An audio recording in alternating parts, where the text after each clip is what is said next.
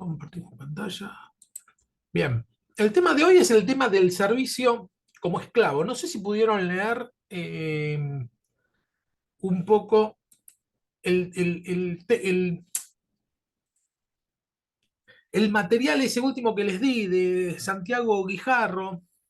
Santiago Guijarro es un español que escribe ahora, digamos, es contemporáneo nuestro, ¿no? Y a veces un poco rebuscado la forma que tiene de escribir, pero toca algunos temas que no los vi en otros autores tan desarrollado como lo desarrolla él. Te va bien al hueso, por eso me gusta. No sé si lo pudieron leer, ¿quieren decir algo? Si no lo pueden leer o no quieren decir nada, no hace falta. No quiero presionarlas. Encima son 3, 2:30, porque Andrea, pobre, no puede ni hablar. Yo no lo pude leer al final, Fer, Ah, bueno, perdón. está bien. Igual ya te digo, lo empezás a leer y a veces medio como que se enreda, no es tan de simple lectura como el otro, ¿sí? Pero lo que dice está bueno. Lo que empieza hablando es de cómo estamos al servicio del Evangelio, ¿no? No sé si lo nota acá. Ah, sí. El texto en que se va a basar el escrito es en 2 Corintios 4, 3, 4 y 5. Dice, pero si nuestro evangelio está encubierto, dice la palabra, lo está para los que se pierden. El Dios de este mundo les ha cegado la mente a estos incrédulos para que no vean la luz del glorioso evangelio de Cristo, el cual es imagen de Dios. No nos predicamos a nosotros mismos, sino a Jesucristo como Señor. Nosotros no somos más que servidores de ustedes por causa de Jesús. Y acá es lo interesante, digamos, para tener en cuenta de este pasaje, porque bueno, es un pasaje más, nosotros somos servidores de ustedes, es que la palabra que utiliza donde dice servidores es douleo. ¿Se acuerdan qué significaba douleo? ¿Cómo se podría traducir de una forma más correcta?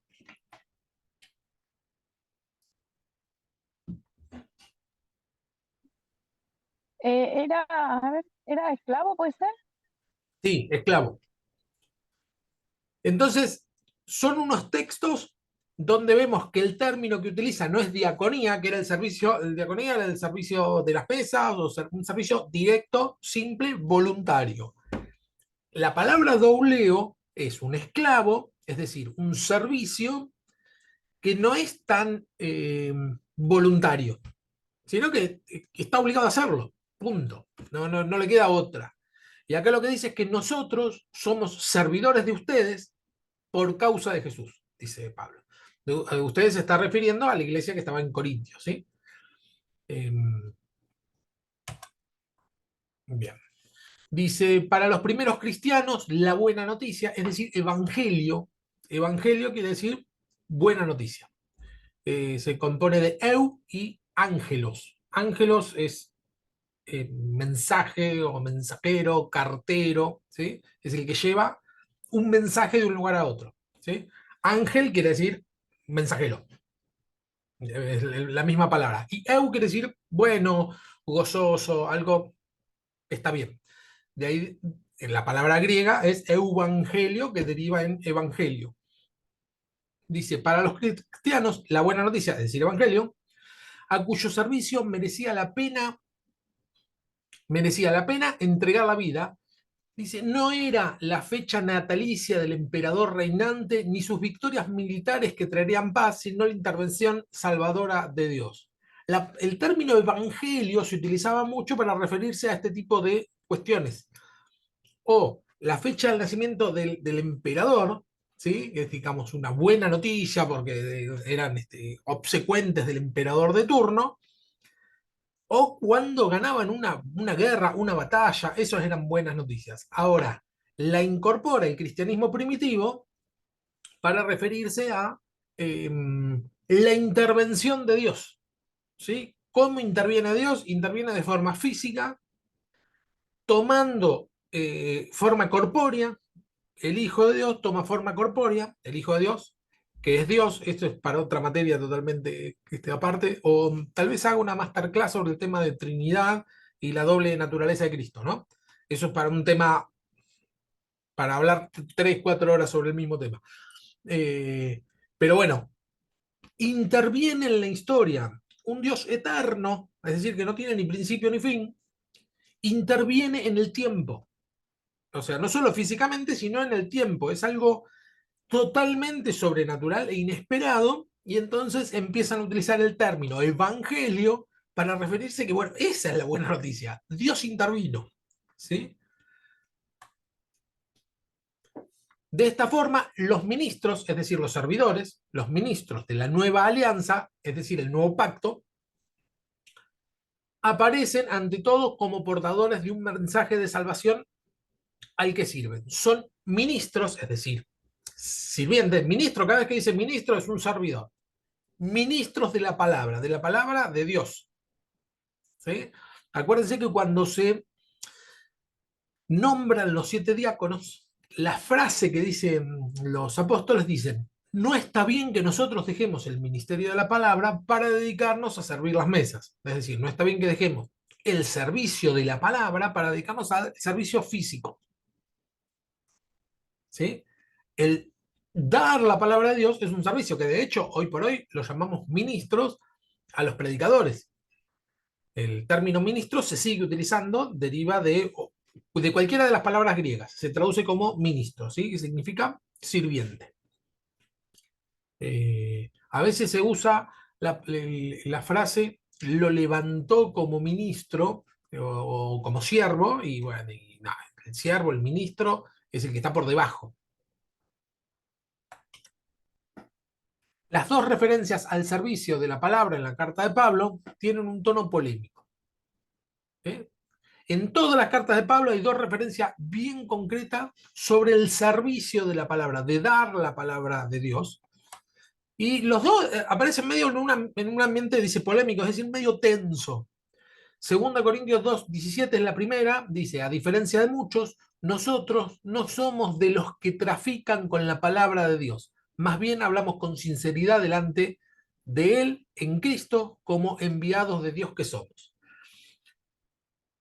Está diciendo claramente, porque dice, a diferencia de muchos, nosotros no somos de los que trafican con la palabra, es decir, que dan la palabra de Dios para sacar algún tipo de provecho personal. ¿Sí? Dice, sino que nosotros hablamos con sinceridad. Por lo tanto, quiere decir que implícitamente hay alguien o había alguien en ese ambiente que daba la palabra de Dios sin sinceridad. No eran sinceros cuando daban la palabra de Dios. ¿Sí? Tenían algún tipo de interés espurio en el tema, algún tipo de interés que no era el interés solamente de dar la buena noticia. Y el otro dice, por esto, ya que por la misericordia de Dios tenemos este ministerio, no nos desanimamos. Perdón, ahí terminaba el 17. Está bien. Por eso, ya que por la misericordia de Dios tenemos este ministerio, no nos desanimamos. Y el otro es 2 Corintios 4:2, un poquito más adelante, también 2 Corintios, dice: más bien hemos renunciado a todo lo vergonzoso que se hace a escondidas. No actuamos con engaño ni torcemos la palabra de Dios. O sea, está denunciando lo mismo implícitamente, no dice quiénes, pero dice que había algunos que actuaban con engaño y torcían la palabra de Dios, porque si no, no tendría sentido que ellos dijeran: nosotros no torcemos la palabra de Dios. Dice, al contrario, mediante la clara exposición de la verdad, nos recomendamos a toda conciencia humana en la presencia de Dios. Lo mismo, no hacemos cosas terribles como las que venían haciendo, sino más bien nosotros lo hacemos de buen ánimo, de buena voluntad. Este tema de predicar la palabra con unos intereses que no son los intereses genuinos, lo seguimos viviendo en la actualidad. Hay muchos, bueno, lo vimos en la conquista de América, cómo utilizaban la palabra de Dios para robar los oro o plata que habían acá, para esclavizar, para robar terrenos, etc. ¿No? Lo vimos en la historia cercana, en nuestra historia. Pero también lo vemos en la actualidad, como hay algunos que utilizan la palabra de Dios para robar plata a todo lo que puedan, usando la palabra de Dios. ¿Sí? Es decir, que no es solamente dar la palabra de Dios, sino que ser ministro de la palabra de Dios implica ser genuino en la forma en que lo decimos. ¿Para qué utilizamos la palabra de Dios? ¿Sí? Y bueno, siempre tiene que ser para, lo vamos a ver un poco más adelante, para el crecimiento de la iglesia, para ayudar a los hermanos, para alentarnos, etcétera. ¿Sí? Ese tiene que ser el objetivo, es decir, darlo genuinamente.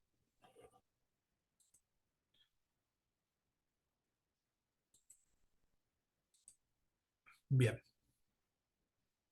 Seguimos. Hola, Dorita, y puso hola.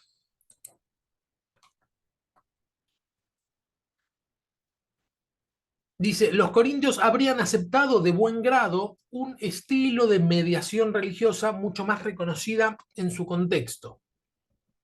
Segunda Corintios 11:4 dice, si alguien llega a ustedes predicando a un Jesús diferente del que les hemos predicado nosotros, o si reciben un espíritu o un evangelio diferente de lo que ya recibieron, a ese lo aguantan con facilidad. Es una versión un poco libre. Creo que es en NBI. Lo que está diciendo es que toleran a este tipo de mensajes. ¿Sí? Vamos para atrás otra vez. Los corintios, cuando dice que los corintios habían aceptado de buen grado un estilo de mediación religiosa mucho más reconocido en el contexto, se está refiriendo a que el el que predica la palabra es una especie de mediador. También que hay un mediador, hay uno solo, que es Cristo, ¿sí? Lo que sea. Pero cada vez que nosotros evangelizamos, el Señor nos está usando de mediador. ¿Sí? Eh, en una primera instancia. Después, lo ideal es lograr que esa persona se conecte directamente con Dios y que ya arregle sus asuntos con Él, ¿no? Ese sería ya un hermano maduro, pero en los primeros pasos es necesario ser mediadores. Y acá cuando dice que habían aceptado una mediación religiosa un poco más acorde al contexto, era esto, en esa época, en aquel lugar, eh, siglo I, ¿no?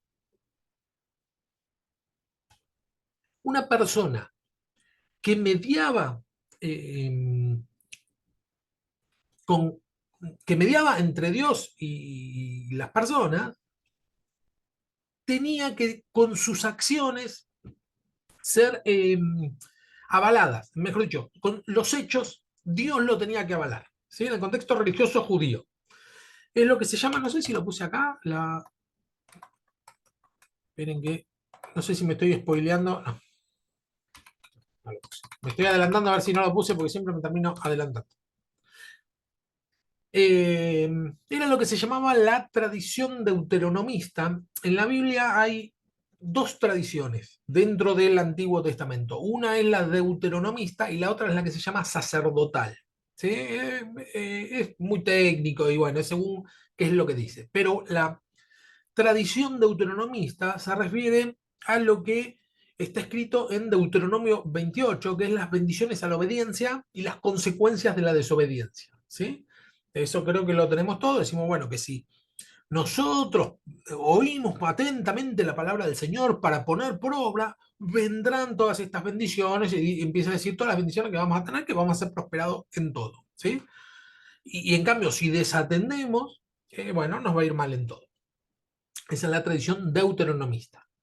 Es decir, que, ¿cómo hacemos? Tomando esa tradición, ¿cómo hacemos para saber si una persona habla por Dios o no? Bueno, vemos cómo le está yendo en la vida. Si el tipo prospera todo lo que hace, es que sí, es una persona que está hablando por Dios, ¿sí?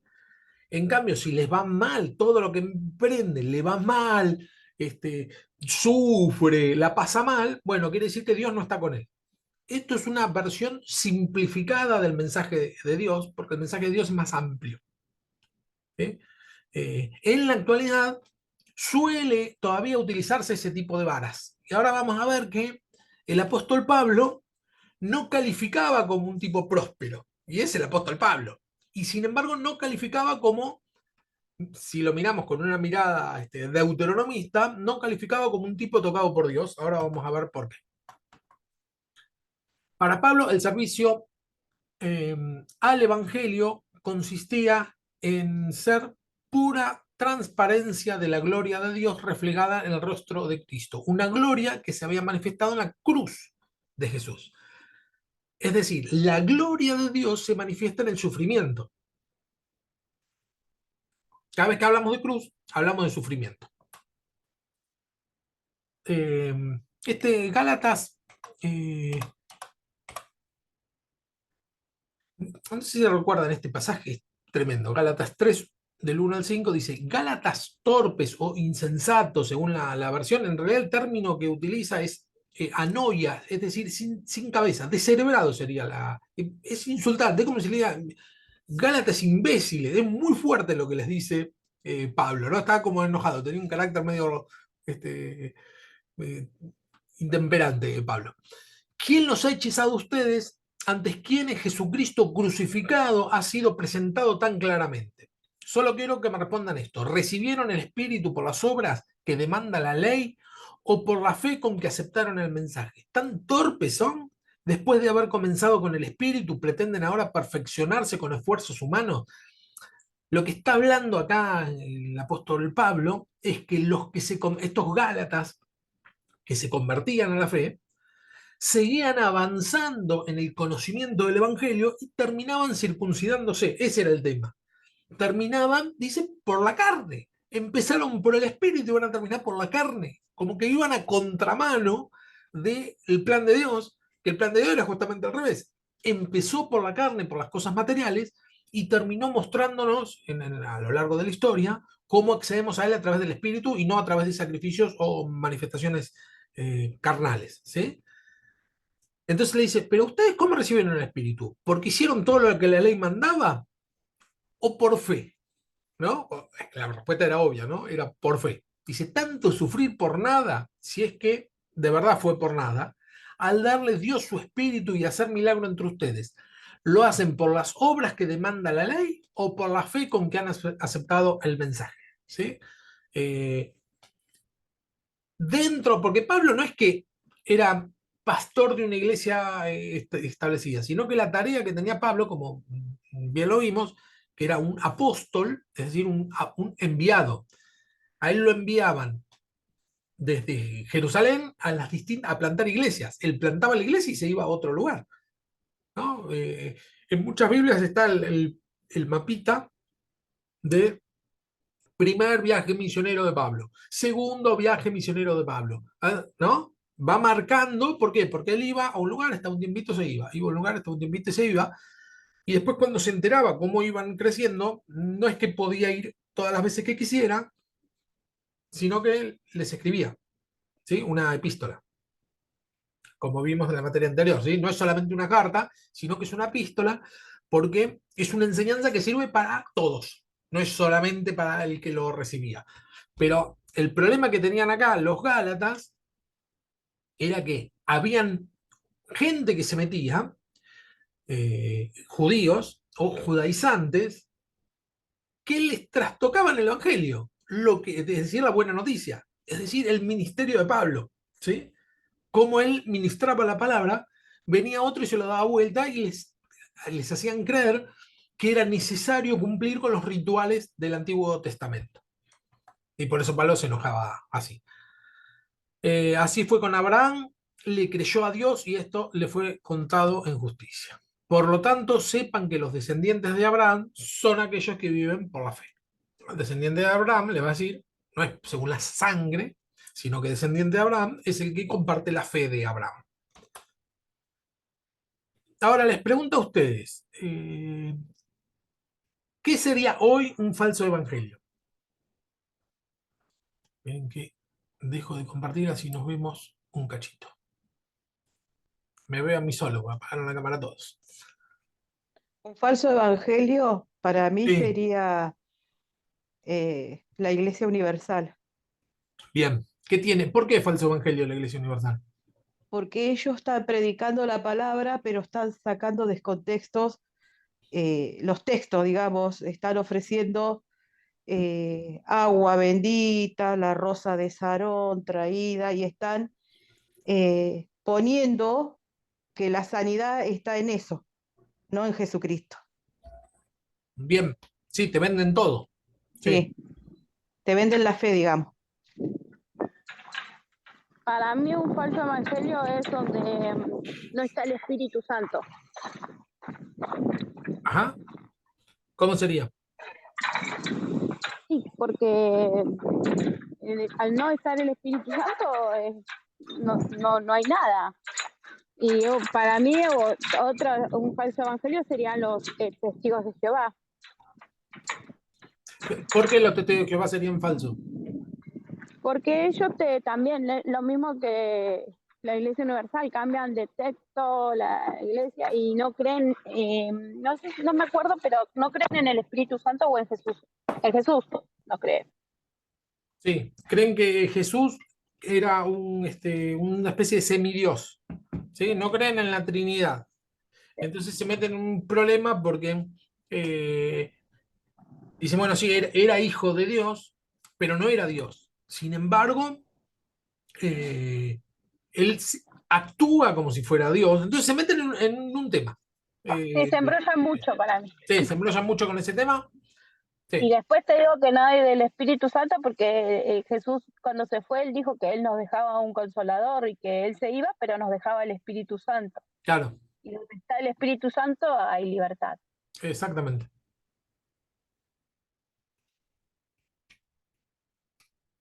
Marina, Dorita, Estoy pensando. Perdón. está bien, igual dijo que estaba pensando, así que. Este, por ejemplo, los testigos de Jehová, yo estaba estudiando con una señora que me explicaba de la Biblia, porque yo tenía esa inquietud, ese deseo de aprender, pero cuando llegó a los milagros de Jesús, ahí ella ya dijo que no, que eso no creía. Claro, Entonces yo automáticamente ya no tomé más lecciones, digamos, de ella, porque no, yo sí creo en Jesús y en todo lo que él hizo mientras estuvo acá en la tierra. Así que claro. Sí, sí. Bueno, y eso lo tienen no solo los testigos de Jehová, sino que hay toda una rama de teólogos supuestamente evangélicos que empiezan a explicar todos los milagros de Jesús de una forma científica. Y cuando no los pueden explicar, dicen que no, que eso solamente es mito popular e inclusive van al hueso como la resurrección de Jesús. Dice, bueno, Jesús no es que resucitó, sino que lo que importaba era la proclamación que tenían los, los discípulos que Cristo había resucitado. Es lo que se llama el querigma. Y entonces hablan no de la resurrección, sino del querigma, y decir, bueno, la proclamación de la resurrección es lo que importa. Y la verdad es que no, porque lo que importa es la resurrección, que venció la muerte efectivamente, no que la venció solamente en el discurso. Y sí, eso también, sí, ese tipo de, como vos bien decís, Marina, ese tipo de desviaciones son falsos evangelios. Sí, Otra cosa, Fer, no, yo no sé mucho de esto, ¿no? Pero está también el tema de la teoría del Big Bang, que cuando quisieron inventaron una máquina, no sé, allá por el 2000, no me acuerdo cómo era este tema, pero sí que le habían puesto un cabello que habían encontrado para ver a dónde iba, que querían contradecir a la palabra de Dios que la creación se venía de un ser humano, no de Dios. Y hasta el día de hoy no se sabe nada de eso. Científicamente no está comprobado. Dios empezó de cero, no empezó poniendo un cabello en el mundo para que el mundo empezara a ser. Esa creo que es algo como a ver si me puedo explicar, como que quieren desmitificar la Biblia, claro. haciendo ese tipo de cosas, pero hasta ahora no hay pruebas de que la Biblia no sea verdad. La Sí, Biblia es verdad. sí, Lo dan, lo pasan en todas las religiones que terminan hablando de la Biblia, ya sea, este, en sí mezclan la Biblia con el libro de la Biblia de Smith, es el de los mormones, sí. Smith, y bueno, usan otras cosas para hablar de la Biblia, pero la Biblia es verdad. Sí, mira, apuntaste un montón de cosas. La teoría del Big Bang es la más aceptada hoy dentro de la comunidad científica y fue formulada por un sacerdote, la teoría del Big Bang. Justamente, y es la más aceptada.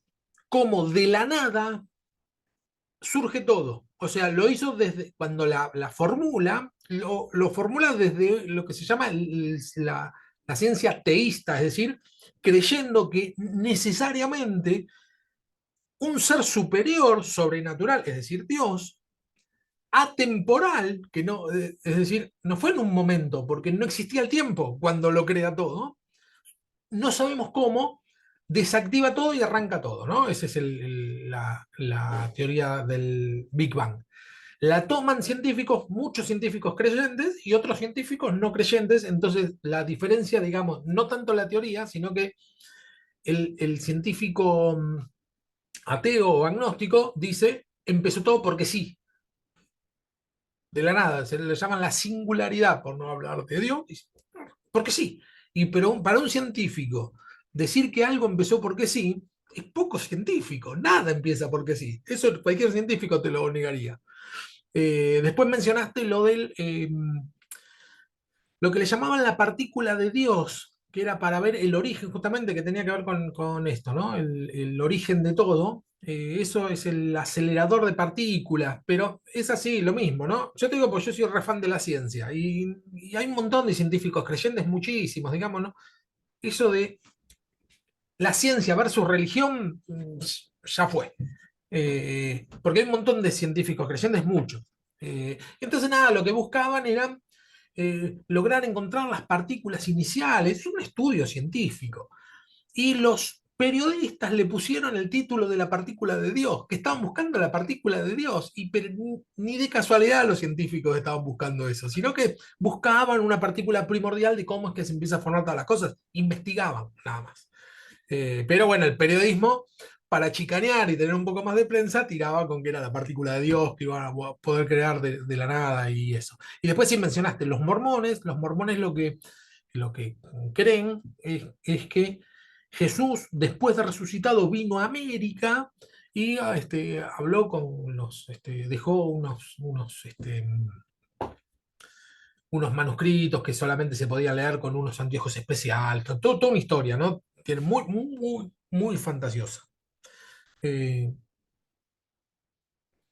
Que a Smith le da el ángel Moroni le da los lentes estos que se llamaban Urim y Tumim, y con esto podía leer el papiro que estaba escrito en egipcio antiguo reformado, y ese idioma tampoco existe ni nunca existió, y después perdió los anteojos, ¿no? Entonces es como muy inventado. Pero sí, agregan a la Biblia algo que no era bíblico. Por lo tanto, es otro evangelio, ¿sí? Porque agregan cosas después de la revelación última, que es la intervención de Dios en la tierra. Por eso es otro evangelio. Bien, sigo compartiendo pantalla. ¿Algo más que quieren agregar?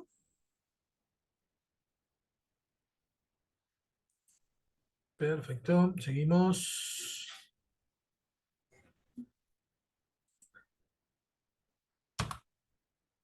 Tesoro en vasijas de barro. Este es algo que solemos utilizar este texto. Y acá es interesante lo que menciona el autor, ya lo vamos a ver. Dice así.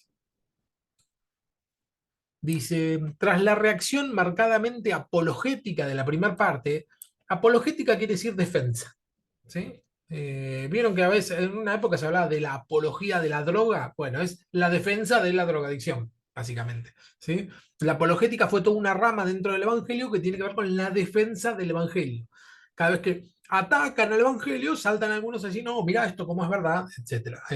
Y, bueno, y también es bíblico, ¿no? Porque vemos que el apóstol Pablo hacía apologética. Subraya la gloria incomparable del ministerio de la nueva alianza. Pablo repara en la fragilidad de aquellos a quienes se les ha confiado y se detiene a profundizar en esta paradoja. 2 Corintios 4, 7. Ah, acá me falta un número. 5:10.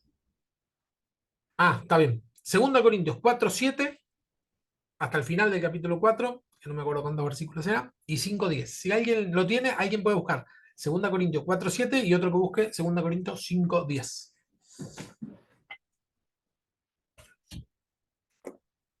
Y lo leemos, porque ese...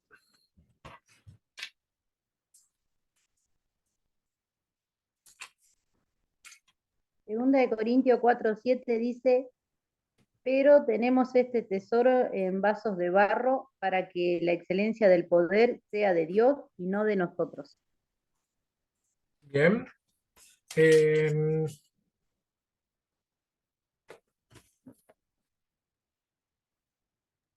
sí, seguí leyendo hasta...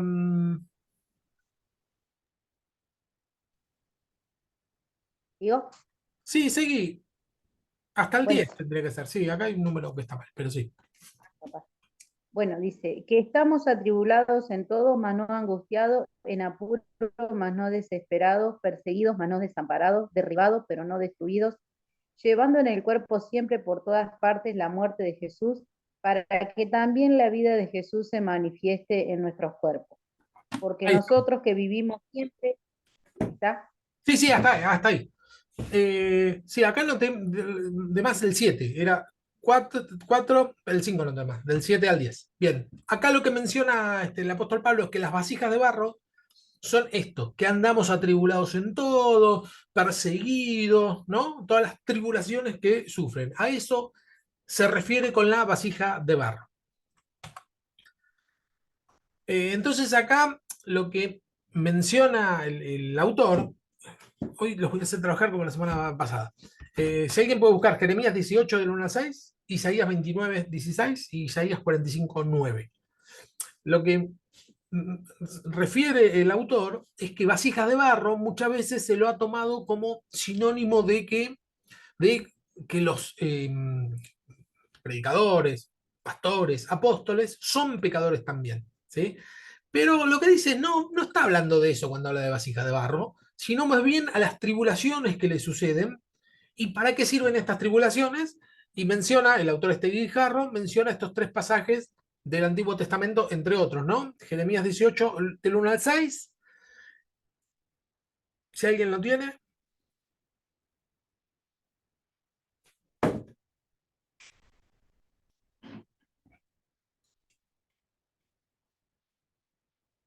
18, pensé que habías dicho 28. Del 1 al 6, Sí, palabra de Jehová que vino a Jeremías diciendo, levántate y vete a casa del alfarero, y allí te haré oír mis palabras. Y descendí a la casa del alfarero, y he aquí que él trabajaba sobre la rueda. Y la vasija de barro que él hacía se echó a perder en su mano, y volvió y e hizo otra vasija, según le pareció mejor hacerla. Entonces vino a mi palabra de Jehová diciendo, no podré yo hacer de vosotros como este alfarero, oh casa de Israel, dice Jehová. He aquí que como el alfarero en las manos como el barro en las manos del alfarero, así soy vosotros en mi mano, oh casa de Israel.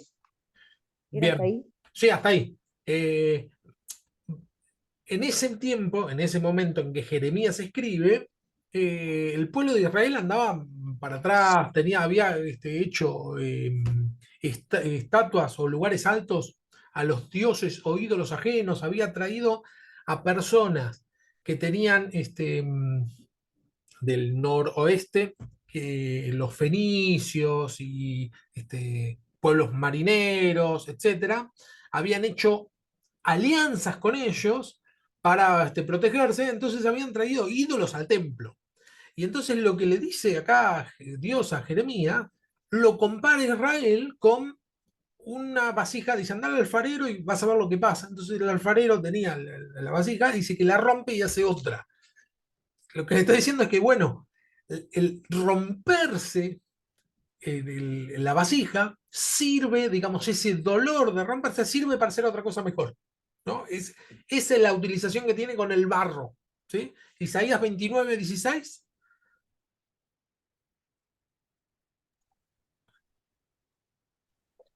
La Vuestra perversidad de perversidad. ustedes. Ah, Ay, perdón, no, léelo.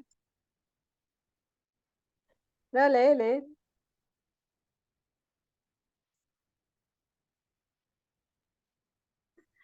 Bueno, la perversidad de ustedes será reputada como el barro del alfarero. ¿Acaso la obra dirá que quien la hizo realmente no la hizo? ¿Acaso la vasija dirá que quien la modeló no sabía lo que estaba haciendo? Bien, acá lo mismo, utiliza la figura de vasija de barro para referirse a las personas en las manos de Dios. Dice, la vasija no le va a decir al alfarero qué es lo que tiene que hacer, ¿no? Se está refiriendo a la autoridad que tiene Dios, pero a las personas o al pueblo de Dios se las compara con vasija de barro. Y Isaías 45:9,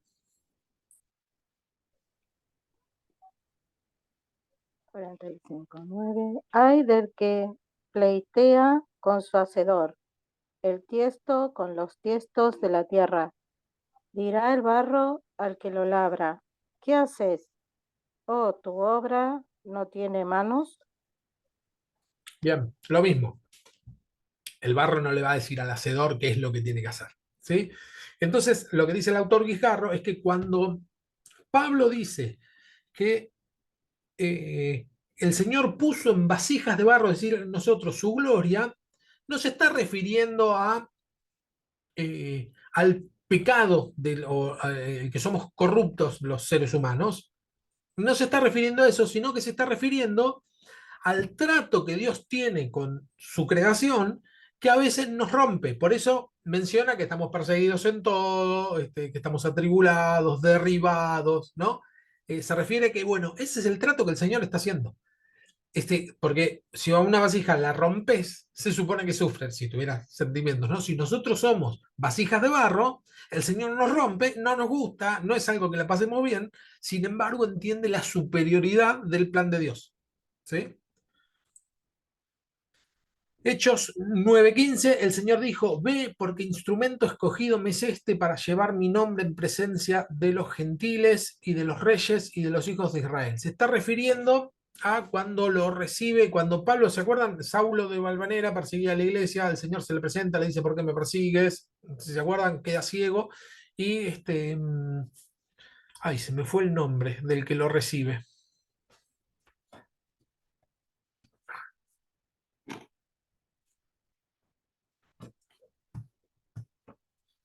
Los años no vienen solos. Hechos 9:15. Esta es la... No, Ananías no. Encima se me... Dorcas. ¿Dorcas? No, No, Dorcas era otro. sí, Dorcas era otro. Ananías me parece. Ananías. Me parece que es Ananías. Ananías, ¿no? Ananías, sí. Ananías, listo. Sí, para mí sí. Sí, dice Ananías fue Ananías. y una vez dentro de la casa. Bien, perfecto. Ananías le dice, anda porque instrumento escogido me es este. La traducción tiene que poner instrumento como para que tenga coherencia en el sentido, todas las traducciones tienen el mismo, la misma palabra de instrumento, elemento, etc. Pero la palabra que utiliza es vasija. Vasija escogida me es sería. Pero en el castellano como que no tiene mucho sentido, ¿no? Como vasija escogida. La palabra griega que utiliza es el término vasija. Vasija de barro me es Lo que está diciendo el señor Ananías es que Saulo es una vasija que va a ser tratada, ¿sí? Porque dice, para llevar mi presencia a los gentiles, ¿sí? A eso se refiere con vasija de barro. Y acá, bueno, menciona los catálogos de tribulaciones, son toda la vez que Pablo menciona todos los sufrimientos que tiene que pasar por Cristo, ¿no? Catálogo de tribulaciones se relaciona directamente con el ejercicio del ministerio, es decir, con el servicio de la palabra, ¿no? Y los trabajos que se enumeran en ellos se aducen como prueba de que quienes lo soportan ejercen la verdadera diaconía, es decir, el verdadero servicio, ¿sí? Pablo lo aporta como prueba. Lo que dice Pablo es, trastoca todo el conocimiento que había hasta el momento, que es lo que le dije al principio. La tradición deuteronomista, que es que para demostrar que Dios está conmigo, yo te muestro lo bien que me está yendo. cómo el Señor me prospera. Pablo acá hace todo lo contrario. Para demostrarte que Dios está conmigo, te muestro cómo estoy sufriendo. Cambia el- la mentalidad de ese momento, ¿no? La forma de pensar de ese momento. O por lo menos lo plantea. 2 Corintios 6:4, antes bien nos recomendamos en todos como ministros de Dios, en mucha paciencia, tribulaciones, en necesidades, en angustias. Están mencionando cosas que no son buenas, ¿sí? Catálogo de tribulaciones se llama. 2 Corintios 6:5, en azotes, en cárceles, en tumultos, en trabajos, en desvelos, en ayunos. Pone la lista como decir, miren cómo nos está yendo. ¿Sí? Es la carta de presentación. En pureza, en ciencia, en longanimidad, en bondad, en el Espíritu Santo, en el amor sincero. Lo que está diciendo es que, por un lado, menciona todos los padecimientos que tiene, pero ¿cuál es el fruto que termina dando, ¿no? En palabra de verdad, en poder de Dios, con armas de justicia a diestra y a siniestra, por honra y por deshonra. Por honra se entendería, es decir, la honra es aquello que se le da a una persona que merece, ¿no? Algo bueno, ¿no? Y la deshonra no, es algo malo. Por mala fama y por buena fama. Como engañadores pero veraces. Es decir, son tomados como engañadores. Como desconocidos pero bien conocidos. Como moribundos pero que aquí vivimos. Como castigados pero no muertos. Como entristecidos pero siempre gozosos. Como pobres pero enriqueciendo a muchos. Como no teniendo nada pero poseyendo todo. La carta de presentación del apóstol Pablo es decir, mirá todo lo que no tengo. Mirá lo mal que me va. Por eso te demuestro que Dios está conmigo. 2 Corintios 11:23. Son ministros de Cristo, como si estuviera loco hablo, dice el apóstol Pablo, mas yo en trabajos más abundantes, en azotes sin números, en cárceles más, en peligros de muerte, muchas veces. 24. De los judíos 5 veces he recibido 40 azotes menos uno. 3 veces he sido azotado con vara, 1 vez apedreado, 3 veces he padecido naufragio, 1 noche y 1 día he estado como náufrago en alta mar, en camino muchas veces, en peligros de ríos, peligros de ladrones, peligros de minación, peligros de los gentiles, dice peligro de los judíos y peligro de los no judíos, ¿no? Peligros en la ciudad, peligros en el desierto, peligros en el mar, peligros entre falsos hermanos. En trabajo y en fatiga, en muchos desvelos, en hambre, en sed, en muchos ayunos, en frío y en desnudez, y además de otras cosas, lo que sobre mí se agolpa cada día la preocupación de las iglesias. ¿Quién enferma y yo no estoy enfermo? ¿A quién se le hace tropezar y yo no me indigno? ¿Sí? Lo que está diciendo, bueno, a todo esto que me pasa a mí le agrego el sufrimiento de la iglesia. Cuando la iglesia está mal, yo me siento mal. Si es necesario gloriarse, me gloriaré en lo que es mi debilidad, dice el apóstol Pablo, cambiando el paradigma de pensamiento, o por lo menos planteando un cambio, el paradigma de pensamiento de esa época, que es que una persona, para ser seguida o tomado como referente, le tenía que ir bien. Ese paradigma sigue hasta la actualidad. Muchas veces nosotros decimos, ¿en qué pecado habrá caído este hermano para que le vaya así? Muchas veces lo decimos. Y no necesariamente. Puede que justamente esté haciendo todo bien y por eso le va mal. No necesariamente, ¿no? Pero acá el apóstol Pablo lo plantea así, como si, miren lo mal que me van todo. Filipenses 4:12 dice, sé vivir humildemente, sé tener abundancia, en todo y por todo estoy enseñado, así para estar saciado como para tener hambre.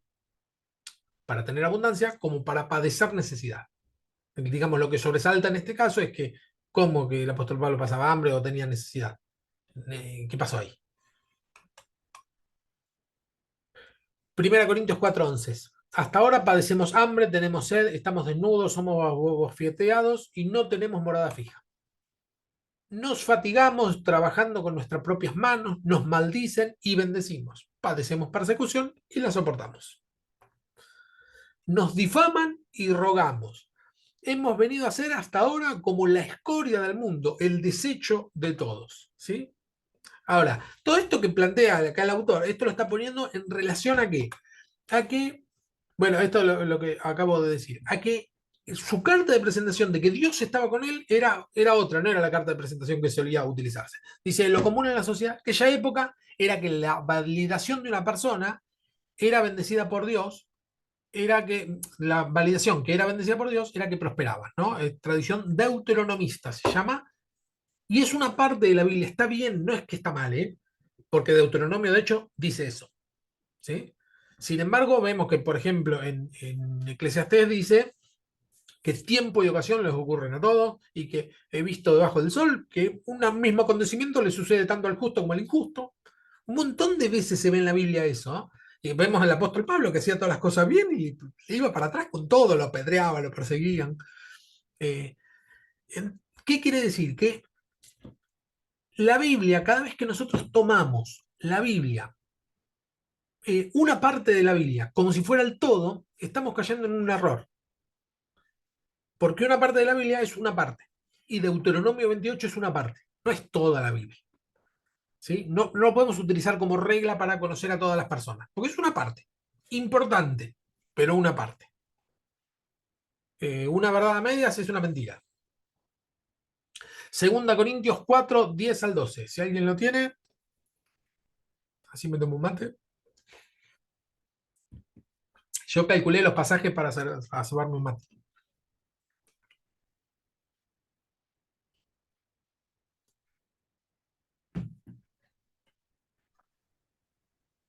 Siempre llevamos en el cuerpo y por todas partes la muerte de Jesús, para que también la vida de Jesús se manifieste en nosotros. Porque nosotros, lo que vivimos, siempre estamos entregados a la muerte por amor a Jesús, para que también la vida de Jesús se manifieste en nuestro cuerpo mortal. De manera que en nosotros actúa la muerte y en ustedes la vida. Bien. Filipenses 3:7, cuantas cosas eran para mí ganancia, las he estimado como pérdida por amor de Cristo, y ciertamente aún estimo todas las cosas como pérdida por la excelencia del conocimiento de Cristo Jesús, mi Señor, por amor del cual lo he perdido todo y lo tengo por basura para ganar a Cristo y ser hallado en él, no teniendo mi propia justicia, que es por la ley, sino en la que es por la fe de Cristo, la justicia que es de Dios por la fe, a fin de conocerle y el poder de su resurrección y la participación de sus padecimientos, llegar a ser semejante a él en su muerte. Más o menos lo que acaba de leer Nanu, que nosotros tenemos los padecimientos de Cristo, está diciendo, para poder tener también la gloria de él o la resurrección, ¿sí? O la vida de él después de la muerte, ¿sí? Nosotros decimos que Cristo murió por nosotros para que nosotros tengamos vida eterna, y eso es verdad, y es una parte. Pero lo cierto es que muchas veces los sufrimientos que padecemos no se predican, no es algo que se suele predicar, ni algo que nos guste encontrarlo en la Biblia. Pero lo cierto es que lo encontramos en la realidad. No lo encontramos en la Biblia, pero vemos un montón de veces cómo sufre el justo. Lo vemos siempre y suele ser un elemento que utilizan los ateos o contrarios a la Biblia para decir, ¿viste cómo es mentira la Biblia? Porque mirá cómo que justo está sufriendo. Y nosotros vemos que en la Biblia este tema está resuelto. Y Pablo lo toma así, como que el sufrir en Cristo tiene que ver con participar en todo lo que hizo Cristo. Participar tanto en sus padecimientos como en la gloria. Por eso dice, participar de sus padecimientos, llegando a ser semejante a él en su muerte. Si en alguna manera llegase a la resurrección de entre los muertos. Acá hay otros pasajes. Ahí les digo si lo buscamos o no. No, vamos a pasarlo porque si no, no llegamos. Dice, los que viven no viven para sí mismos, 2 Corintios, sino para el que murió y resucitó por ellos. Por eso su cuerpo se ha convertido en el lugar donde se hace presente constantemente la vida y la muerte de Jesús. ¿Sí? El cuerpo del que sirve o el que vive en la palabra de Dios, el cuerpo físico, se hace presente constantemente en la muerte de Jesús. La unión con Cristo adquiere así una dimensión existencial que se traduce de forma peculiar en la vida de los ministros. La unión con Cristo se traduce de esta forma en la vida de los ministros, ¿sí? Los ministros de la palabra. Es decir, los que predicamos la palabra, porque para predicar la palabra no es solamente detrás de un púlpito o con un micrófono, sino que cada vez que nosotros predicamos la palabra, estamos participando de Cristo, ¿sí? Entonces, cada vez que tenemos alguna cosa que nos toca, porque decimos esto, ¿cómo puede ser esta injusticia? Bueno, vemos que tiene que ver con el padecimiento de Cristo, que nosotros somos igual a Cristo en todo, por lo menos lo que dice el apóstol Pablo, lo que dice la Biblia, y en eso somos la vasija en la mano del alfarero, que por ahí hay algo que sí o sí tiene, no que esté mal, sino que tenemos que ser moldeados, nos endurecimos en algo y el Señor rompe para hacer de nuevo y cada vez que rompe no nos gusta, ¿sí? Ah, la diferencia entre una persona que le va mal porque está en pecado y una persona que está sufriendo a pesar de estar en obediencia o en santidad, la diferencia la conoce solamente el que está padeciendo. Los de afuera no tenemos ni idea cuál es el tratamiento que Dios le está dando. La verdad es esa. Entonces, si nosotros nos ponemos a juzgar de, mirá, a esta hermano le está yendo mal por tal y tal cosa, livianamente, tal vez sepamos, ¿no?, qué es lo que pasa, entonces sí, bueno, es obvio, si lo sabemos, lo sabemos, pero a veces no sabemos y opinamos desde el desconocimiento, porque tenemos todavía ese paradigma de si le va mal es porque está haciendo las cosas mal. Y no necesariamente es así, ¿sí? Avancemos un poquito y vamos a seguir viendo el mismo tema. Es esta configuración existencial la que hace de ellos la auténtica presencia de Cristo. La mediación de Cristo, consumada en su entrega a la muerte por amor, continúa así a través de ellos, ¿sí? La muerte de Jesús, al igual que su vida, se hacen presentes ahora en nuestro cuerpo, este mismo cuerpo que será transformado. Cuando lo mortal sea absorbido por la vida y habite una morada no hecha con manos humanas, no hay aquí en absoluto una antropología dualista, va a decir el autor, sino una visión integrada del ser humano en la que el cuerpo resulta fundamental. Lo que dice no es que la mirada dualista es que, bueno, el cuerpo por un lado es una cosa y el espíritu es otra. No, no, no, somos todo uno y cuando sufrimos en la carne, es decir, en el cuerpo, sufrimos en el espíritu también. Y al revés lo mismo, ¿no? El famoso somatizar un tema, si estamos bajo mucho estrés durante mucho tiempo, generalmente se traduce en un problema corporal, ¿sí? Sea, no sé, desde asma, psoriasis a una gripe o qué sé yo, que nos duelen las articulaciones, ¿no? A veces puede ser por cuestiones de estrés o de angustia profunda por mucho tiempo, se traduce en cuerpo, ¿sí? Entonces eso es imposible separar lo que es el espíritu de lo que es el cuerpo, que de hecho no es la concepción que hay dentro del cristianismo, ¿no? Una visión dualista no sería la correcta. El cuerpo de los ministros, es decir, de los siervos, de la nueva alianza se convierte así en un lugar decisivo para el ejercicio de su ministerio, es decir, de el servicio que hace, ¿no? Pues en él se sigue haciendo presente el misterio pascual de Jesús. Cuando habla del misterio pascual se refiere a la resurrección de Jesús, ¿sí? Esclavos vuestros por causa de Jesús. Acá viene a lo que vamos, al grano.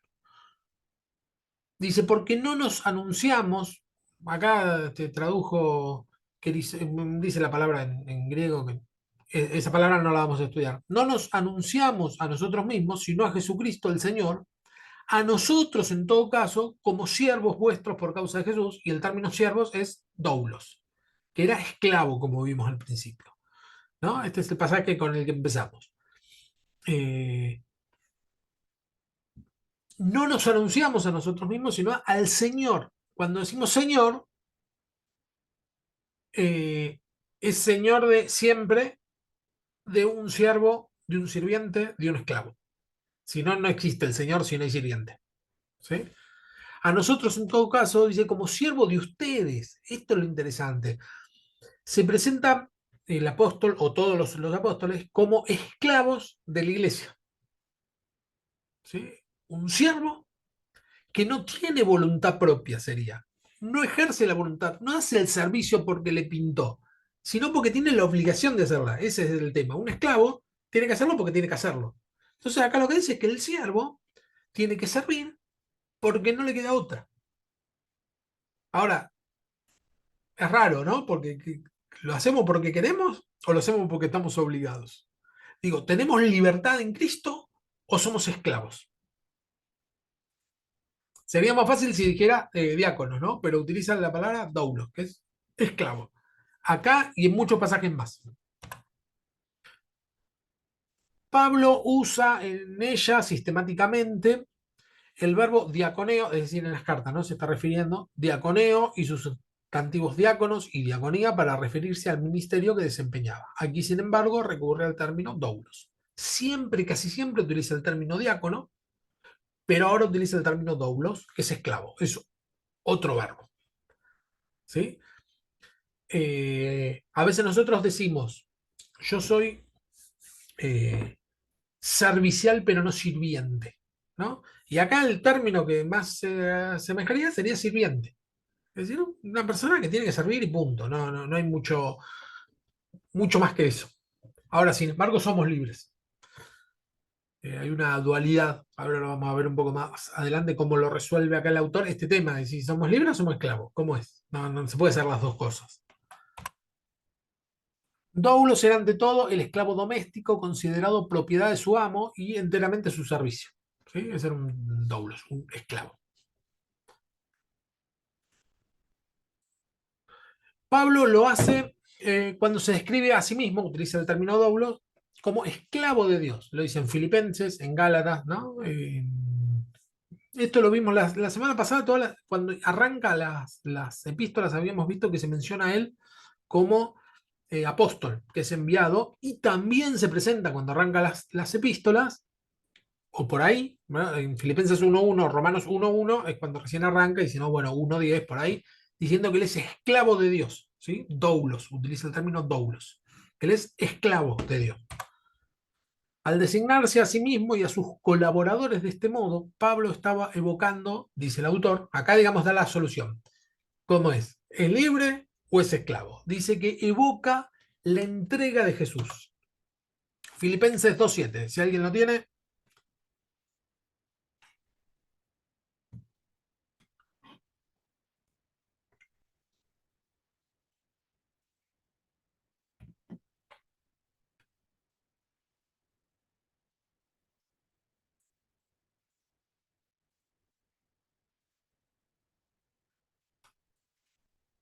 Yo lo leo. Dale. Dice, sino que se despojó a sí mismo tomando forma de siervo, hecho semejante a los hombres. ¿Lees el 8 también? Sí. Y estando en la condición de hombre, se humilló a sí mismo, haciéndose obediente hasta la muerte y muerte de cruz. Bien. Lo que dice acá el autor, que me parece interesantísimo, es que Pablo, y lo que deberíamos, digamos, el anhelo o la meta de todo cristiano, es lograr ser esclavos de nuestros hermanos, como Jesús lo hizo. Y Jesús lo hizo de esta manera. Él siendo Dios, ¿no? Se refiere a este filipense. Se hizo en semejanza de siervo, ¿no? Haciéndose obediente hasta la muerte. Es decir, obediente es hago lo que me dicen, eso es ser obediente, hasta la muerte. En ese sentido, es la vida de un esclavo, es obediente hasta la muerte. Y cuando menciona en Filipenses muerte de cruz, se refiere a la muerte más humillante que puede llegar a haber. Ustedes saben que en la cruz no tenían el pañalcito que le ponen con decoro en las iglesias cada vez que se representa a Jesús, inclusive en la Pasión de Cristo, que trató de ser lo más, ¿vieron la película de Mel Gibson?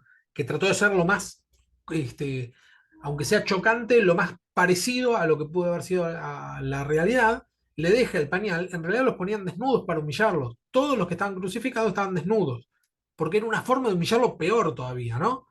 Eh, entonces la cruz era humillante en todos los sentidos, y Jesús se hizo obediente de esa manera hasta la humillación última, que para un esclavo sería humillante. Y entonces lo que plantea acá el autor es que él seguía siendo Dios.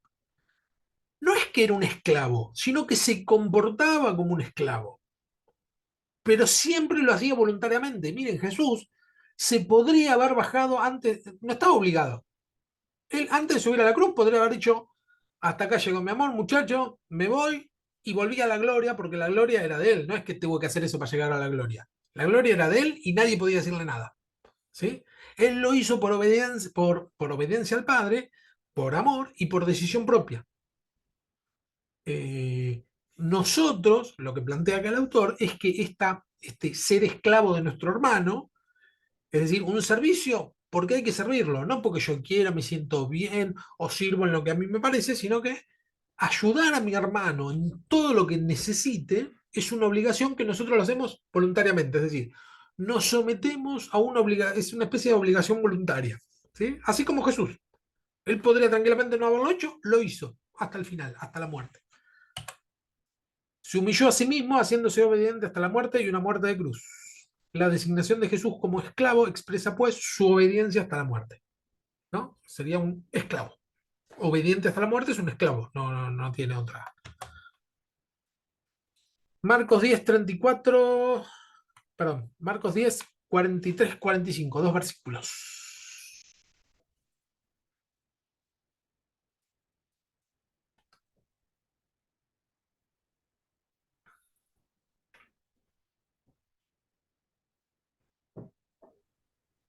Pero ustedes no deben ser así.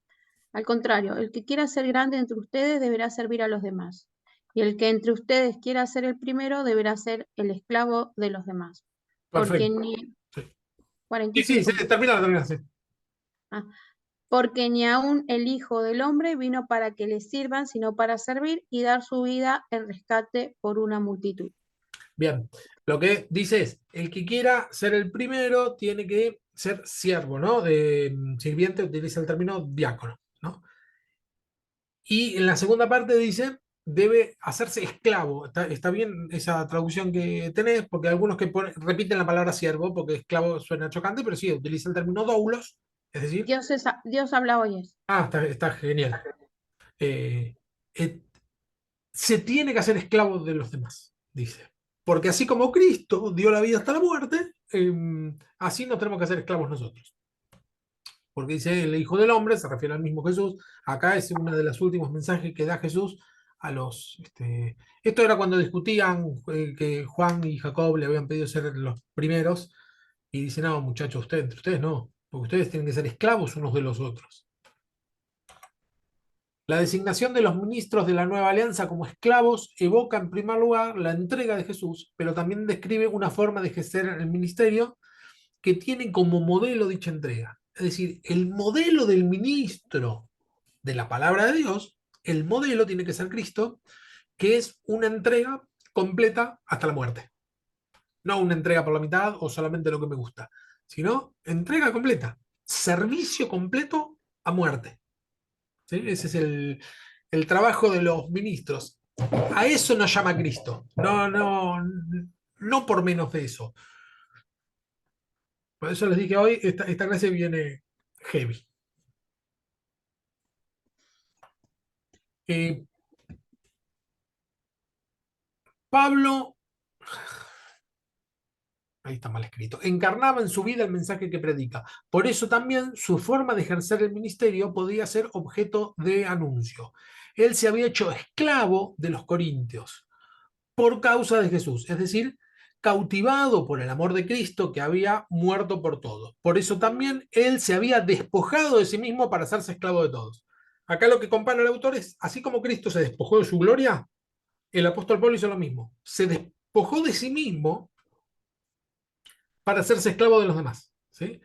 Igualmente vemos que es un anhelo, porque vemos que Pablo, obvio, como todos los, no era perfecto, pecó como todo el mundo, tenía un carácter, como vimos recién, le dice imbéciles a los Gálatas, o sea, tenía un carácter bastante jorobado, ¿no?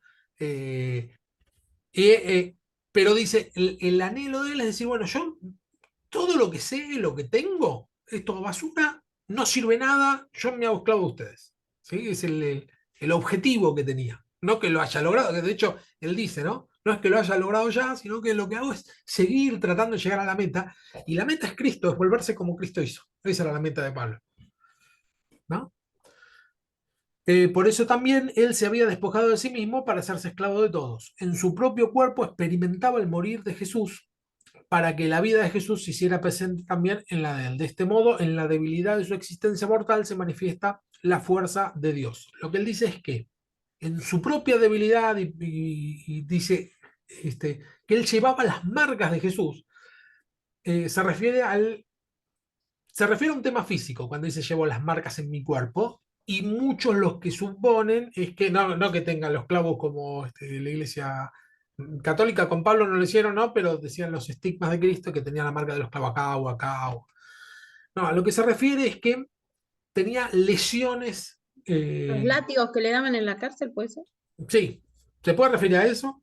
Se puede referir a una ceguera que parece que era medio ciego.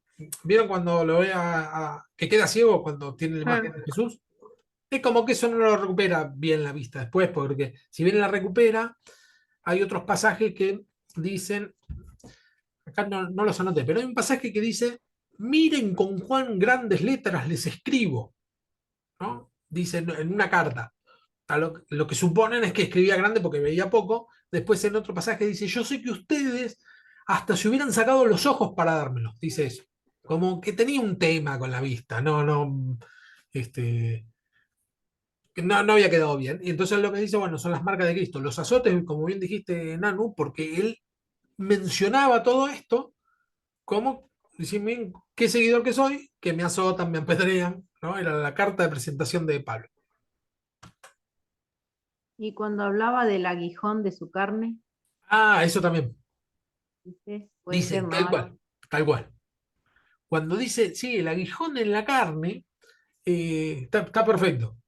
Tampoco sabemos bien qué es, pero algunos suponen que es eso, que es la vista, porque dice, para que no me exalte las visiones que tuve, me fue dado un aguijón en la carne. Está hablando de las revelaciones que tuvo, que fue ascendido al tercer cielo y qué sé yo, pero sin embargo tenía un tema físico que no sabemos bien qué es, pero algunos suponen que es eso.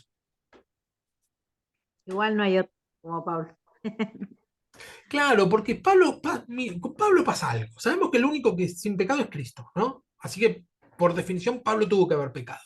Pero no está registrado.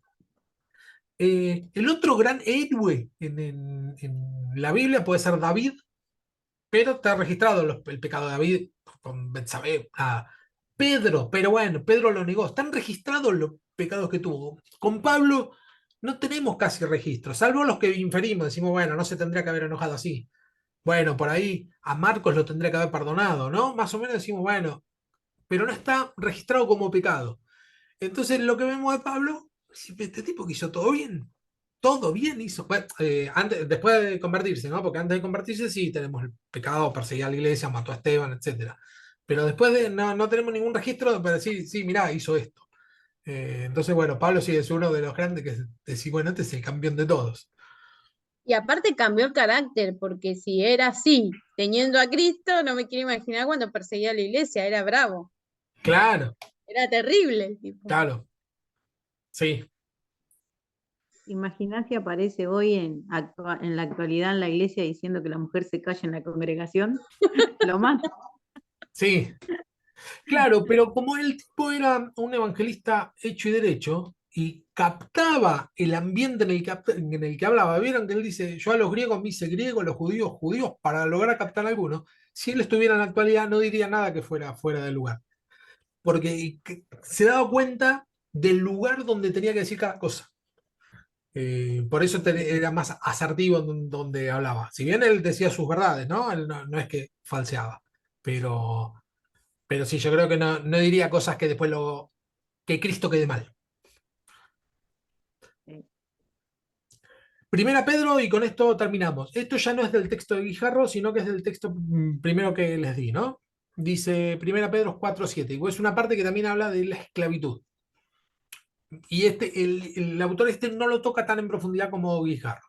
Dice Primera Pedro 4:7, más al fin de todas las cosas se acerca, sean pues sobrios y velad en oración, y ante todo tengan entre ustedes ferviente amor, porque el amor cubrirá multitud de pecados. Hospeden unos a otros sin murmuraciones, cada uno según el don que ha recibido, ministrelo a los otros, es decir, sírvanlo a otros, como buenos administradores, es el mismo término también, administrador, de la multiforme gracia de Dios. Si alguno habla, hable conforme a la palabra de Dios. Si alguno ministra, ministre conforme con el poder que Dios le da, para que en todo sea Dios glorificado por Jesucristo, a quien pertenece en la gloria el imperio por los siglos de los siglos. Amén. El apóstol Pedro, perdón, se está refiriendo acá, exhorta a sus lectores a ser prudentes, sobrios para la oración y ferviente en el amor. Lo que Pedro agrega aquí es que el espíritu con que se debe practicar entre los creyentes, dice, practiquen la hospitalidad entre ustedes sin quejarse. Lo que dice, bueno, practiquen la hospitalidad, pero sin murmurar, sin no solo serlo, sino parecerlo sería. Y bueno. La finalidad del don es el servicio. Cada uno debe poner al servicio de los demás su don.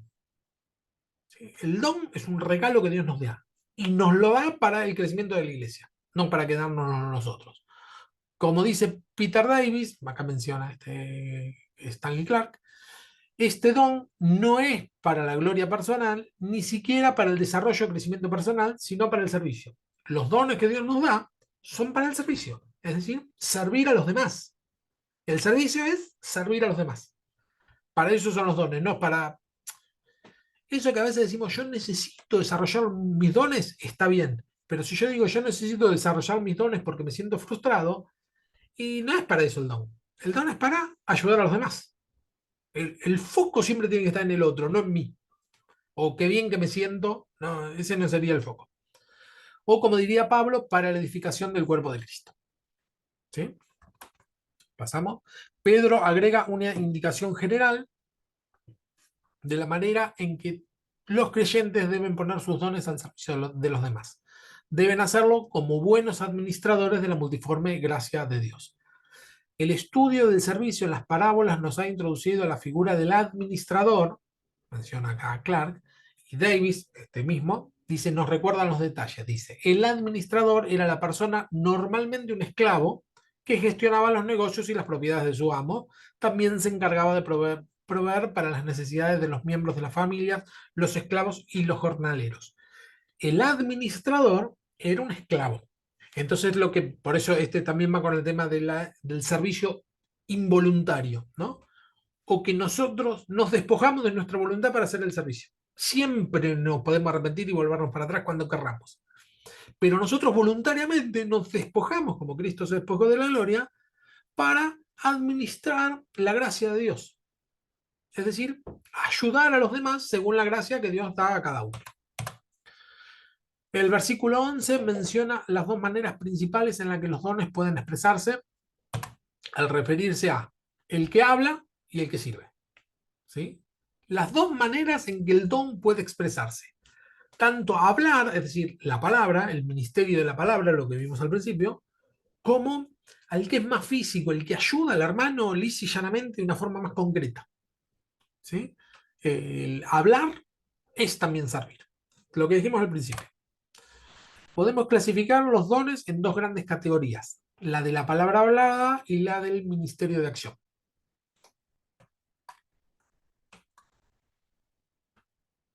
Gálatas 5:13.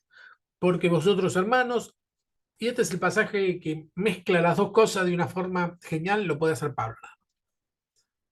A libertad fuiste llamados, solamente que no usen la libertad como ocasión para la carne, sino sírvanse, dobleos, por amor los unos a los otros. A libertad fuimos llamados, es decir, nosotros somos libres. Pero no utilicemos esa libertad para ocasión para la carne, es decir, para satisfacer nuestros propios deseos, sino que utilicemos esa libertad para servirnos unos a los otros. Gálatas 6:9, no nos cansemos de hacer el bien, porque a su tiempo segaremos si no desmayamos. Así que según tenemos la oportunidad, hagamos bien a todos y mayormente a los de la familia de la fe, dice el apóstol Pablo, es decir, a los hermanos. A veces esto, con el afán de traer a alguno más para Cristo, es decir, de evangelizar o la vista puesta en el Evangelio, a veces le damos más importancia, según hay iglesias, ¿no? Pero a veces le damos más importancia al que es nuevito que al que hace tiempo que está sirviendo o está en la iglesia, y desatendemos al hermano que tal vez está en necesidad, ¿no? Entonces lo que dice, bueno, si vámonos a los hermanos de la fe principalmente, porque había un hermano que decía, el evangelio a veces consiste en esto, en decir, dejá de sufrir en el mundo, venía a la iglesia y sufría en la iglesia. No, la idea es, venía a la iglesia y ayudémonos entre todos, sirvámonos unos a otros, ¿no? Richard Lochtenstein, no sé cómo se pronuncia, señala que las dos partículas al principio de 6:10, que se traducen como por lo tanto, en NBI, sirven para destacar que la exhortación de este versículo es el punto principal de 6:1 a 10, y de hecho todo lo que se ha dicho de 5:13 hasta 6:10 está hablando del servicio, etcétera. No vamos a hacer a tiempo de leerlo porque ya son y 20.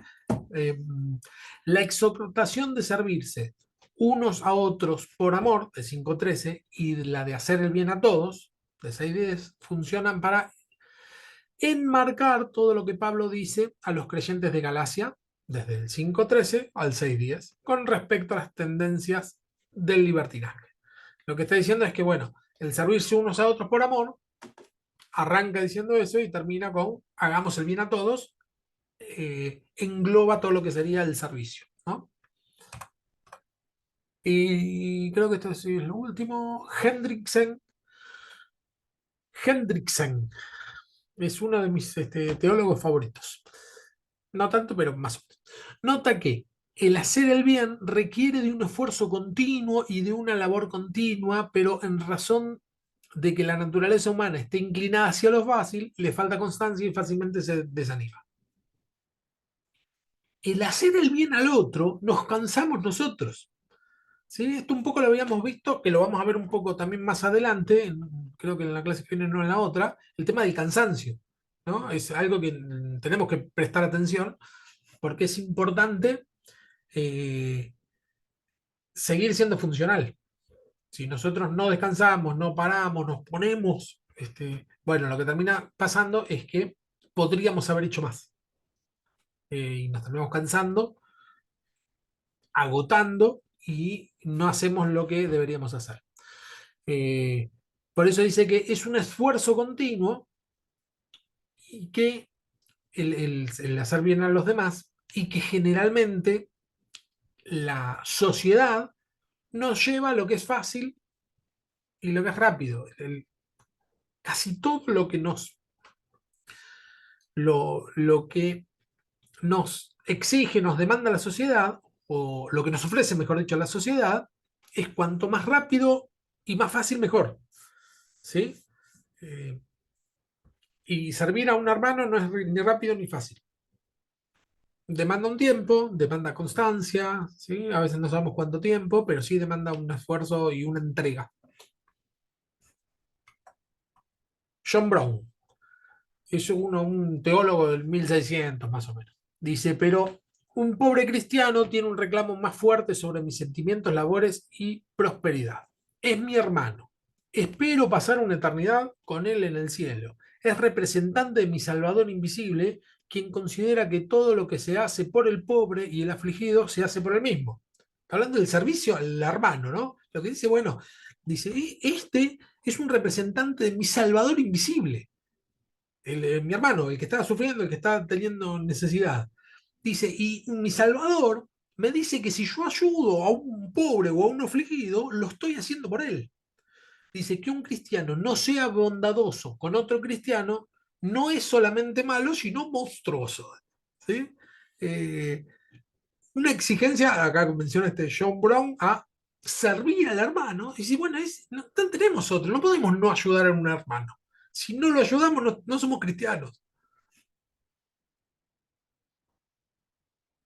Esta cita está en el primer libro que les pasé. Y ya llegamos al final. Pregunta final. Esto es para que escriban algo para la semana que viene o lo ensayen para la semana que viene. No hace falta que lo escriban, pero sí para que lo comenten. Vamos a arrancar con esta pregunta. ¿Somos esclavos o servimos en libertad? ¿Cuál sería el...? Teniendo en cuenta todo lo que el apóstol Pablo, todo lo que vimos hoy, ¿no? Que dice que somos esclavos de nuestros hermanos. y que también a la libertad nos llamó Cristo. ¿Cómo podemos conjugar estas dos realidades, ¿sí? Estas dos verdades? ¿Somos esclavos o servimos en libertad?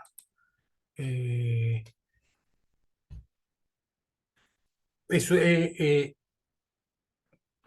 no hace falta que lo escriban. Si lo escriben, lo pueden leer, pero la semana que viene vamos a ver cómo quedó, digamos, quiero hacer un testeo de cómo lo pueden conjugar estas dos cosas, ¿sí? ¿Alguna pregunta?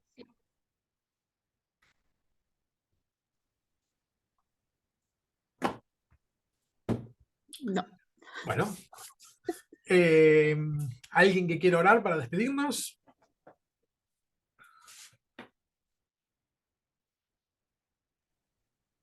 Yo, Vamos, Nanu.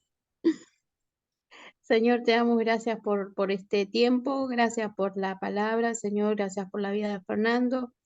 Gracias, Señor, porque podemos aprender más de ti, Señor, más de lo que nos quieres enseñar. Gracias, Señor, por la vida. Gracias, Señor, por la salud. Gracias, Señor, porque nos diste un día más de vida. Bendice la vida de cada una de las hermanas que están conectadas, Señor, y aquellos que se van a conectar después, Señor. Bendecilos, guardalos y cuidalos. Te pedimos que nos acompañes, Señor, en el descanso y en la semana. Gracias, Señor, por todas las cosas que haces por nosotros, Señor. En el nombre de Jesús, amén. Amén. Gloria a Dios. Amén. Amén. Bueno, nos vemos la semana que viene. Nos vemos, Chao, bendiciones. bendiciones. Adiós. Chao, hasta luego. Bendiciones. Bendiciones. Chau, chau. Pobre André, no puedo hablar.